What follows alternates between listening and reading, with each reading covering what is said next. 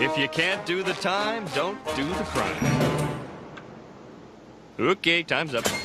Well, color me not fucking surprised at all after everything that happened this week that I've covered. First, we got the bad parenting dev being exposed as a predator. Next, we got a community update from Call of Duty. And then the TikTok ended up being banned, only to come back from the dead shortly after. What is even going on in the world nowadays in 2025? Did somebody put something in the water? Because with everything happening around us, it sure does feel like it. So if you guys didn't hear the news yet, TikTok has speedrun its way back into the United States only 14 hours after it got initially banned, which is way faster than I expected, to be honest. I expected the ban to last months or at least a handful of weeks, but now here we are. However, TikTok is not fully off the hook yet, as from what I've heard, you still cannot install the app from either the Google Play Store or Apple's App Store currently, which also means that the app will not be able to receive further updates supposedly, and anyone who's still remaining in TikTok by keeping the app in their devices cannot make any purchases within the app itself. So if you're someone who enjoys using TikTok, this is good news because the app is currently in its recovery phase. If you guys remember correctly, I mentioned something about how VPNs may not work for TikTok. Turns out I was right. People reported that they couldn't use the TikTok even if they had a VPN, and if you tried to do so, you would receive a fine of around $5,000.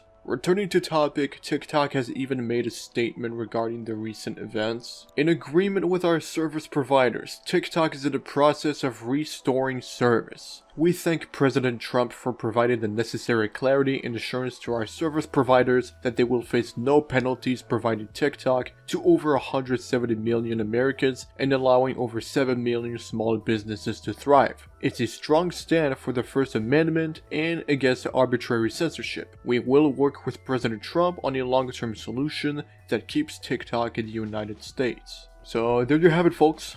Donald Trump himself has saved the day for millions of users within America. However, there are two things I want to mention. One, the United States are now involved by having a 50% ownership position in a joint venture. And two, it is implied that for now, TikTok's return risks being temporary. That implication comes from the second part of the statement in which TikTok mentions that they will be working on a long-term solution with Trump in order for TikTok to stay in the United States. And I did hear that the pause for the ban is in 90 days, which I think is enough time for Trump and TikTok to work something out. Now for the big question, was it all just a PR stunt in order to boost the popularity of both Trump and TikTok? Nobody knows. Maybe it is, maybe it isn't. But since Trump had a part to play in TikTok being unbanned, people are bringing up the fact that Trump tried to initially ban TikTok back in 2020. So whether or not Trump has had a change of heart or simply did this as a PR stunt remains unknown. So in short, TikTok is back after not even an entire day thanks to Trump. It is still in a recovery state, and this whole situation is described as a huge victory for First Amendment and the fight against censorship. Pretty much a historical moment in social media history, if I do say so myself.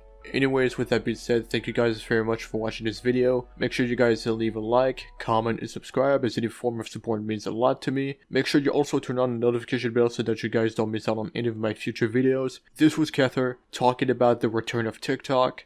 I'll catch you all in the next one. Peace.